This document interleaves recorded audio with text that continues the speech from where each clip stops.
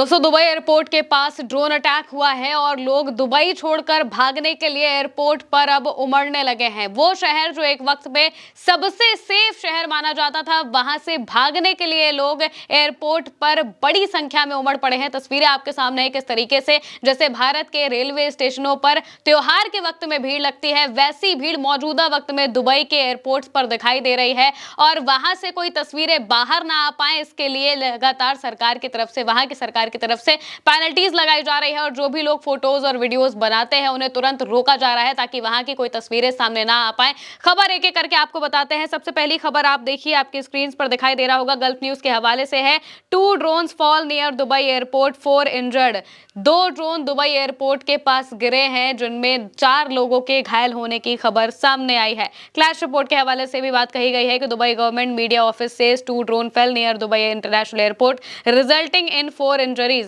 Footage is becoming harder to find as UAE authorities impose heavy penalties on people sharing videos of the attacks. यानी कि जो लोग attack की videos और photos share कर रहे हैं उनके ऊपर भारी पेनल्टी लगाई जा रही है यूएई की अथॉरिटीज की तरफ से, सरकार की तरफ से, जिस वजह से जो तस्वीरें हैं, जो वीडियोस है वो बाहर नहीं आ पा रहे हैं। लेकिन खबरें ये बता रही हैं कि वहां पर अटैक हुआ है, ड्रोन अटैक हुआ है। रियूटर्स के हवाले से भी खबर में लिखा हुआ है कि 2 drones fall in vicinity of Dubai airport as Iran crisis shows no sign of easing. Iran में जंग की वजह से दुबई में यह हाल हो चुका है कि वहां पर सन्नाटा पसरा हुआ दिखाई दे रहा है। ये वीडियो देखिए, इसमें आपको साफ दिखाई पड़ेगा कि दुबई के वो इलाके जो सबसे पॉश और वहां पर लोग पार्टीज करने जाते थे, घूमने जाते थे, ये इलाके खचाखच भरे होते थे लोगों से, लेकिन मौजूदा वक्त में सब जगह सन्नाटा पसरा हुआ है, हर कोई डरा हुआ है और लोग अपने घरों में कैद हैं। जो दुबई में मौजूद भी हैं तो वो अपने होटल्स में या फिर घरों में मौजूद हैं और वहां से भागने की जल्द से जल्द कोशिश कर रहे हैं, जिसके लिए वो लगातार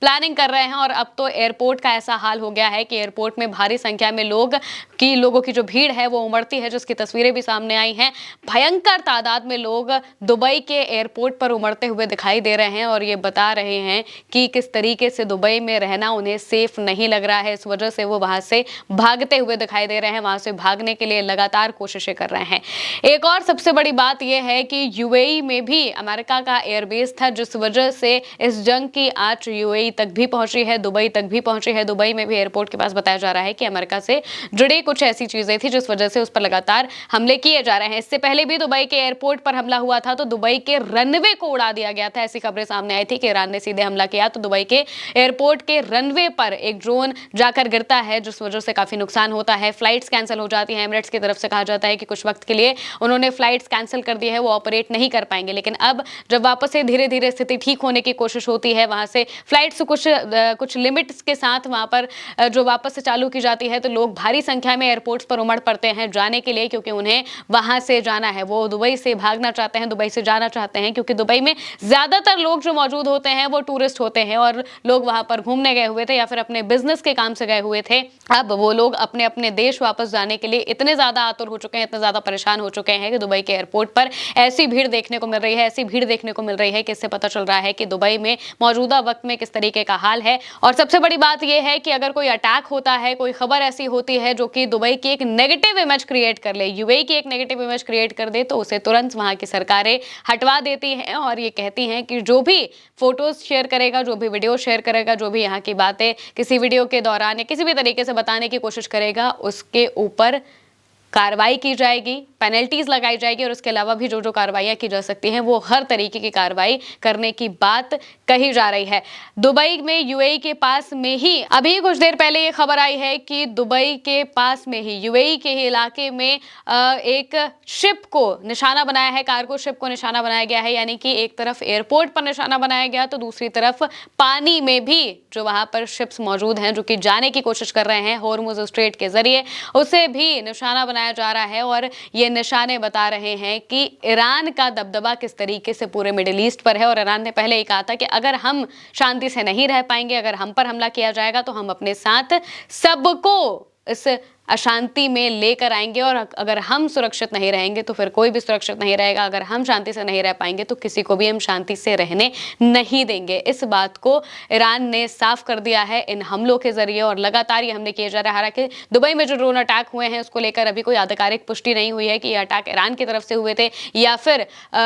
आग लगाने के लिए जिस तरीके से कई बार ऐसा कहा जा रहा है कि अमेरिका और इजराइल की तरफ से भी इन देशों पर अटैक किए जा रहे हैं ताकि उन्हें लगे कि वो ईरान के अटैक है और ईरान के खिलाफ इन देशों को करने के लिए इस तरीके के अटैक किए जा रहे हैं। इसकी पुष्टि नहीं हुई है, लेकिन इस बात की पुष्टि जरूर है कि 2 ड्रोन वहां पर जाकर गिरे हैं, एयरपोर्ट के पास गिरे हैं। एक और सबसे बड़ी बात यह है कि एक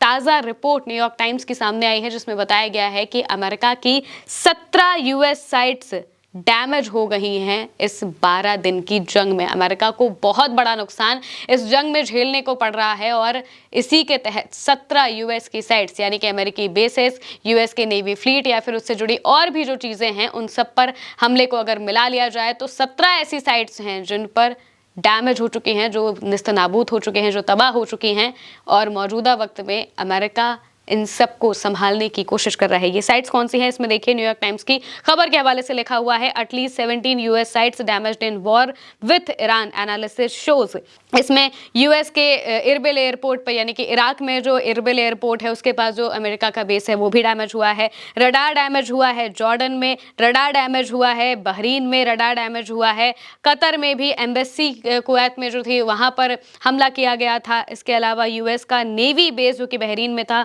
उस पर हमला किया गया, एम्बेसी रियाद में थी उस पर हमला हुआ, वो भी डैमेज हुई और कंसुलेट इन दुबई यानी कि दुबई में कंसुलेट के पास हमला हुआ और इसके अलावा भी अलग अलग जगह इसमें दिखाया गया है कि यहाँ पर हमले हुए हैं और इस वजह से यहाँ पर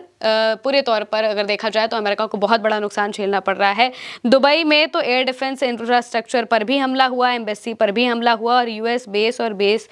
वो बेस जहाँ पर यूएस की फोर्सेस थी उन बेसिस पर भी हमले हुए हैं और इसी तरीके के हमले पूरे मिडिल ईस्ट में जहाँ जहाँ पर भी अमेरिका के बेसिस थे उन सब जगहों पर किए गए हैं और मौजूदा वक्त में भी ये हमले जारी हैं। लगातार ईरान ऐसी जगहों को वापस से टारगेट कर रहा है जिससे इन जगहों को टारगेट करने का सीधा सा मतलब यही है कि इससे पता चल जाए कि अमेरिका की जो शक्ति है वो किस तरीके से कम की जा रही है और उस शक्ति का इस्तेमाल अमेरिका नहीं कर पा रहा है। अमेरिका को बहुत बड़ा नुकसान इस जंग में झेलना पड़ रहा है। अमेरिका को ये बात लगी नहीं थी, उसे पता नहीं था या फिर उन्होंने ये सोचा ही नहीं था कि ईरान इतने बड़े बड़े कदम उठाएगा, अपने ही पड़ोसी देशों पर हमला कर देगा। ये बात शायद अमेरिका ने नहीं सोची थी, लेकिन जब उन पड़ोसी देशों ने ही ईरान के बारे में नहीं सोचा, जब वो पड़ोसी देश अपनी जमीन अमेरिका को दे रहे थे ईरान के खिलाफ इस्तेमाल करने के लिए, तो जाहिर सी बात है कि ईरान ने कहा कि अगर हम पर हमला होगा तो हम भी हमला करेंगे, हमें इस बात से कोई मतलब नहीं है कि वो कौन सा देश है। अमेरिका के इंफ्रास्ट्रक्चर को डिस्ट्रॉय करने के लिए हमें किसी पर भी हमला करना पड़ेगा तो वो हमले हम करेंगे और इसी के तहत अलग अलग जगहों पर हमले किए जा रहे हैं जहां जहां पर भी अमेरिका के बेसेस हैं, एम्बेसी है या फिर कंसुलेट है, जो भी अमेरिका से जुड़ी हुई चीजें हैं, इंफ्रास्ट्रक्चर है, उन पर लगातार हमले किए जा रहे हैं और इसी के तहत दुबई के एयरपोर्ट के पास भी 2 ड्रोन अटैक की खबर इस वक्त आई है और साथ ही साथ अब दुबई से लोग भागने की कोशिश कर रहे हैं। देखना होगा कि ये जंग आगे और कितने दिनों तक जाती है। 12 दिन हो चुके हैं और 12 दिनों में ईरान हमेशा अपर एंड पर होता हुआ दिखाई दिया है। फिलहाल के लिए मेरे साथ इस खबर में इतना ही। आप देखते रहिए उल्टा चश्मा यूसी।